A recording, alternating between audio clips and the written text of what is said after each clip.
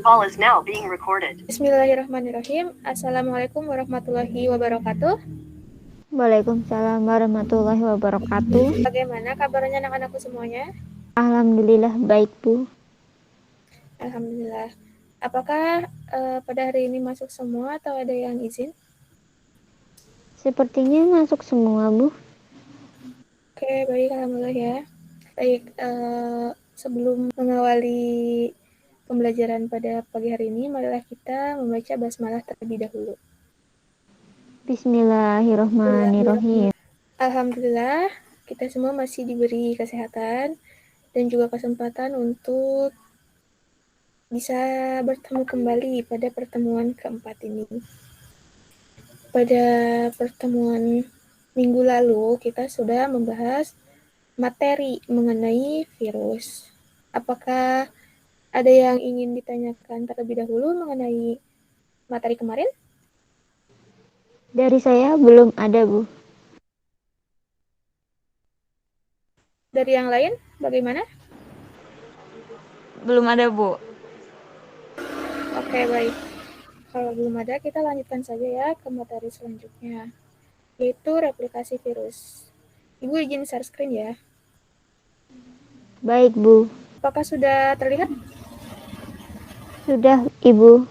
Baik ya, pada minggu keempat ini kita sudah masuk ke materi selanjutnya, yaitu replikasi virus. Nah, sebelumnya Ibu akan tanya dulu, ada yang tahu tidak mengenai replikasi virus itu apa? Ada yang bisa Saya, jawab? Bu. Ya, baik, silahkan. Mbak Desinta. Replikasi virus itu merupakan proses pembentukan atau perbanyakan komponen-komponen tubuh virus. Replikasi virus itu biasanya terjadi di dalam sel inang makhluk hidup, Ibu. Baik, terima kasih atas jawabannya Mbak Desinta. Baik, Bu. Nah, ya, jawaban dari Mbak Desinta itu sebenarnya sudah benar ya. Namun Ibu akan menambahkan sedikit bahwa replikasi virus itu adalah proses pembentukan dan perbanyakan komponen-komponen virus. Nah, replikasi virus ini hanya bisa dilakukan oleh virus di dalam sel inang. Karena virus adalah partikel aseluler atau bukan sel. Yang artinya, virus punya struktur metabolisme seperti yang dimiliki sel untuk membuat komponen tubuh virus, yaitu materi genetik dan subungan protein atau disebut dengan kapsid. Untuk selanjutnya yaitu masuk ke sel inang. Bisa dilihat ya pada gambarnya bahwa virus itu menumpangi sel inang. Nah, sel inang merupakan sel hidup yang ditumpangi oleh virus. Sel inang dapat berupa organisme uniseluler atau bisa disebut dengan bersel tunggal, seperti bakteri dan protozoa, dan maupun multiseluler atau bersel banyak, seperti jamur, tumbuhan, hewan, hingga manusia. Nah, secara umum, virus itu punya inang yang spesifik. Contohnya yaitu bakteriofag yang hanya menginfeksi bakteri E. coli dan TMV yang hanya menginfeksi tembakau. Namun, ada juga beberapa jenis virus yang memiliki inang bervariasi. Contohnya yaitu virus flu burung, yang dimana virus ini menginfeksi bangsa apes dan manusia. Selain itu juga ada rabies yang menginfeksi mamalia seperti kucing, anjing, dan manusia. Ya, meski pada virus tumbuhan ini tidak akan menginfeksi hewan atau sebaliknya, begitu pula virus penginfeksi bakteri tidak akan menginfeksi tumbuhan maupun hewan. Apakah sampai di sini ada yang mau ditanyakan atau masih bingung? Silahkan. Dari saya belum ada, Ibu. Dari yang lain bagaimana? Belum ada, Bu. Baik. Saya lanjutkan saja ya. Yang selanjutnya yaitu ada siklus litik dan siklus lisogeni. Nah, siklus litik ini terdiri dari 5 tahap. Yang pertama itu ada tahap adsorpsi, yang kedua tahap penetrasi, yang ketiga tahap sintesis, yang keempat tahap perakitan, yang kelima tahap lisis. Nah, siklus litik ini merupakan cara replikasi virus yang melibatkan proses penghancuran sel inang di akhir proses replikasi, sehingga sel inang tersebut akan pecah atau lisis, atau bisa disebut dengan mati. Siklus litik yang umum adalah siklus litik pada bakteriofag T4, yang dimana terdiri atas 5 tahap tersebut yang sudah Ibu sebutkan tadi ya. Langsung saja bahas ke tahap-tahapannya. Pada tahap pertama ada tahap adsorpsi, yaitu merupakan tahap menempelnya virus pada sel inang. Adsorpsi ini terjadi karena virus memiliki serabut ekor yang akan menempel pada bagian reseptor spesifik sel inang. Reseptor ini merupakan molekul khusus pada membran sel inang yang dapat dikenali oleh virus. Yang kedua ada tahap penetrasi. Pada tahap penetrasi ini, selubung ekor berkontraksi sehingga jarum penusuk di bagian ujungnya membentuk lubang yang akan menembus dinding sel dan membran sel bakteri. Selanjutnya, bakteriofag menginjeksikan materi genetiknya ke dalam sel bakteri. Yang ketiga ada tahap sintesis.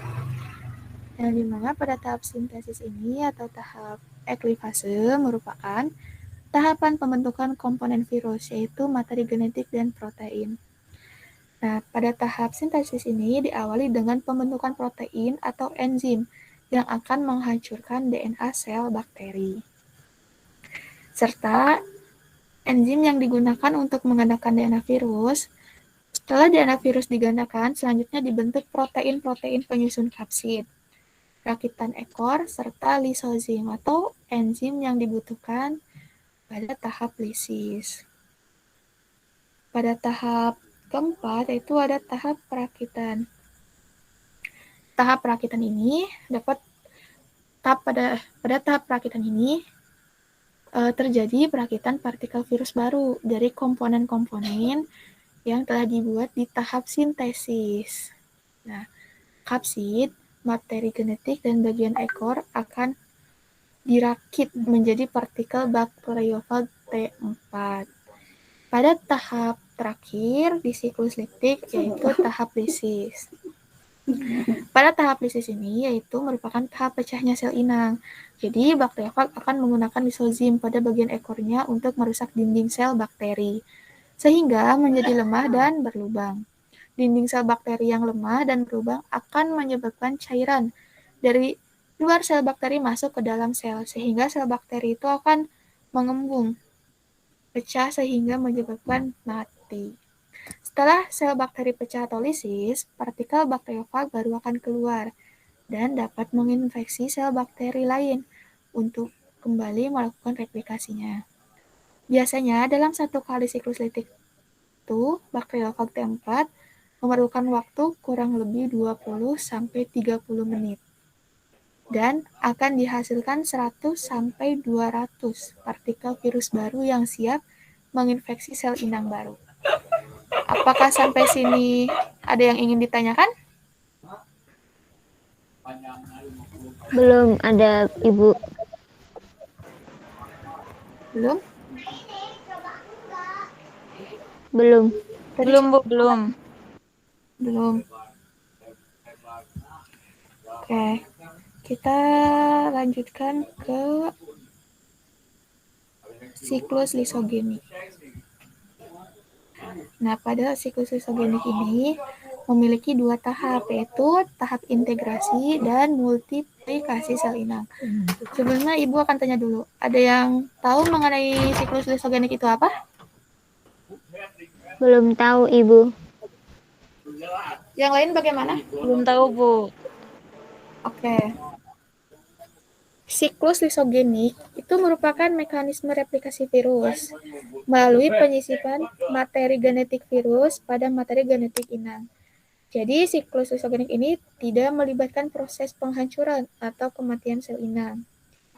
Pada siklus lisogenik ini, DNA dari virus akan bergabung dengan DNA sel bakteri membentuk profag. Yang kemudian pada saat sel bakteri yang mengandung profag itu akan membelah diri untuk bereproduksi. Profag juga ikut digandakan, sehingga secara tidak langsung terjadilah perbanyakan materi genetik virus. Contohnya itu virus yang melakukan siklus lisogenik, yaitu adalah bakteriofag lambda atau fag lambda. Nah, fag ini memiliki bentuk yang serupa dengan bakteriofag T4, namun serabut ekornya fag itu lebih pendek. Nah, langsung saja kita bahas ke tahap-tahapnya. Pada tahap integrasi atau bisa disebut juga sebagai tahap penggabungan. Setelah melalui tahap penetrasi, DNA virus yang telah diinjeksikan ke dalam sel bakteri akan diintegrasikan juga atau digabungkan pada bagian tertentu dari materi genetik sel bakteri sehingga berbentuk profag. Selama dalam kondisi profag, materi genetik virus akan dipertahankan dorman atau diam serta tidak akan diterjemahkan sehingga sel inang tidak akan sadar kalau materi genetiknya itu telah disisipi oleh materi genetik virus. Pada tahap terakhir yaitu tahap multiplikasi sel inang. Nah, pada tahap multiplikasi sel inang ini sel bakteri melalui pembelahan sel. Jadi, sel bakteri akan menggandakan materi genetiknya melalui pembelahan sel. Nah, hal ini dapat menguntungkan bagi virus. Karena dengan proses ini, materi genetik virus akan ikut tergandakan. Akibatnya, yaitu setiap sel anak yang dihasilkan dari pembelahan bakteri juga mengandung profag. Atau dengan kata lain, terinfeksi juga oleh virus fag. Dalam kondisi tertentu, sel inang itu yang mengandung profag ini dapat melemah akibat berbagai faktor. Contohnya, saat sel bakteri terpapar sinar matahari, maka virus fag akan terlepas dari materi genetik bakteri dan akan memasuki siklus litik yang akan menyebabkan lisis pada sel bakteri. Nah, apakah sampai sini ada yang mau ditanyakan? Saya, Ibu.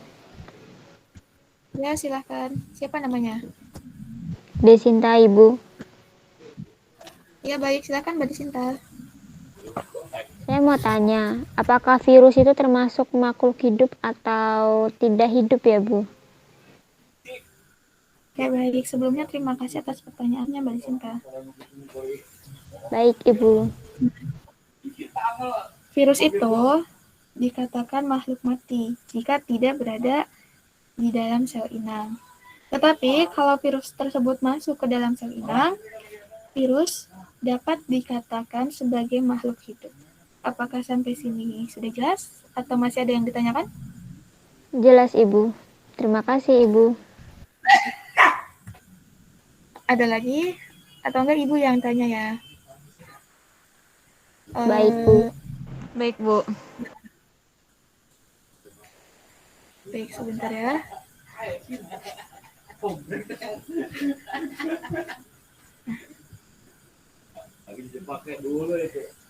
Bagaimana tempat hidup virus itu? Ada yang bisa jawab? Saya akan coba jawabnya, Bu. Ya, silakan Mbak Aisyah. Baik, di sini tempat hidup virus itu ada di sel inang, yang merupakan sel hidup yang ditumpangi oleh virus. Sel inang ini dapat berupa organisme uniseluler atau bersel tunggal, seperti contohnya bakteri dan protozoa, maupun multiseluler atau bersel banyak, seperti jamur, tumbuhan, hewan, hingga manusia. Itu, Bu, jawabannya, Bu. Apakah benar jawaban saya, Bu? Oke, baik. Terima kasih Mbak Aisyah sebelumnya. Ya, Ya, jawaban sama-sama, Mbak Aisyah Bu. sudah tepat dan benar. Terima kasih Mbak Aisyah. Sama-sama, Bu. Oke, baik. Ada satu pertanyaan lagi. Sebentar ya.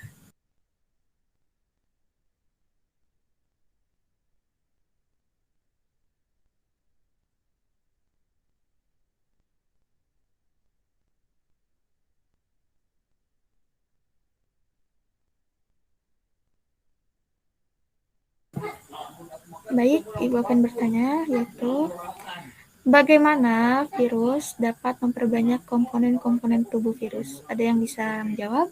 Silahkan. Baik, silahkan Mbak Desinta. Virus itu memperbanyak diri dengan cara mereplikasikan tubuhnya, Bu, di dalam sel inang makhluk hidup. Oke, baik. Jawabannya sudah benar ya Mbak Desinta. Tetapi Ibu akan menambahkan sedikit ya. Nah, ya betul dengan melakukan replikasi, yang dimana replikasi virus ini adalah proses pembentukan dan perbanyakan komponen-komponen virus. Sebenarnya sudah Ibu jelaskan di awal tadi ya, bahwa replikasi virus ini hanya bisa dilakukan oleh virus di dalam sel inang, karena virus adalah partikel aseluler atau bukan sel. Yang artinya virus tidak mempunyai struktur metabolisme seperti yang dimiliki sel untuk membuat komponen tubuh virus, yaitu materi genetik dan selubung protein atau kapsid. Apakah sudah jelas pada Sinta? Baik, Bu, sudah jelas. Ataukah yang lain akan menambahkan? Tidak, Bu. Cukup jelas, Bu. Ya, bahwa dapat disimpulkan pada pertemuan kali ini bahwa replikasi virus itu merupakan proses pembentukan dan perbanyakan komponen-komponen virus. Nah, yang dimana virus ini hanya bisa dilakukan oleh virus di dalam sel inang, karena virus adalah partikel aseluler dan bukan sel. Begitupun siklus litik. Siklus litik ini cara replikasi virus yang melibatkan proses penghancuran sel inang.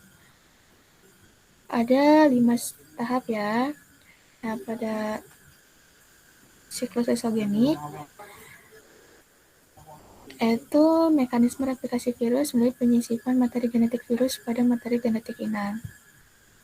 Ibu berharap kalian dapat memahami apa yang Ibu jelaskan tadi dan dapat mencatat poin-poin pentingnya untuk dijadikan bahan belajar.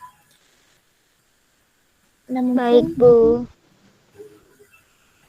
Apakah ada pertanyaan lagi nih sebelum Ibu tutup pertemuan keempat ini? Tidak ada, Bu. Tidak ada, Bu. Baik, kalau tidak ada, Ibu cukupkan ya. Semoga semuanya dapat mengerti apa yang telah Ibu jelaskan. Siap, Bu. Nah, alhamdulillah pertemuan kali ini sudah selesai ya, karena waktunya juga sangat terbatas. Nah, Ibu akhiri. Wassalamualaikum warahmatullahi wabarakatuh. Waalaikumsalam warahmatullahi Waalaikumsalam wabarakatuh. warahmatullahi Terima kasih, Bu. Ya, Terima sama-sama. kasih, Bu. Ya, sama-sama. Silakan bisa meninggalkan ruang nih.